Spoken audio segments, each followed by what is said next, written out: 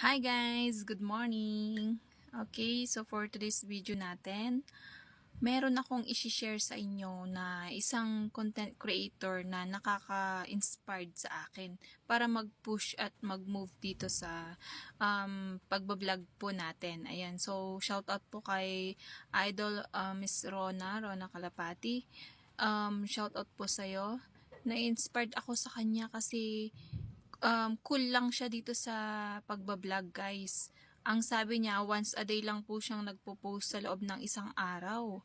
At take note, hindi po siya basta-basta nagpo-post. Kailangan quality po yung video niya.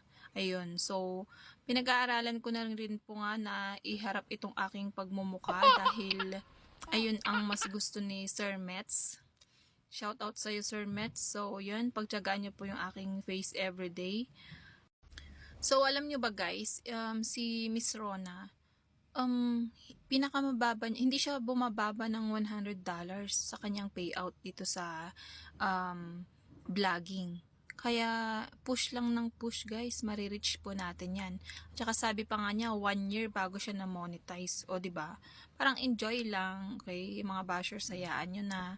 Yung mga negative comments, hayaan nyo na. Basta masaya po kayo sa ginagawa nyo. Tapos, na-enjoy nyo. And supportive naman ang family nyo. Go push lang po tayo. Okay? So, yun lang po for today's video. Sana magustuhan nyo po. Ilalagay ko po yung audio ni Miss Rona para po mas maintindihan po natin yung ibig kong sabihin.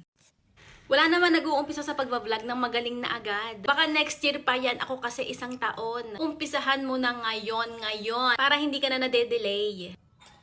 O, diba? Kaya wag ka na magpatumpik-tumpik guys. Tara na, sabayan mo na kami. Thank you!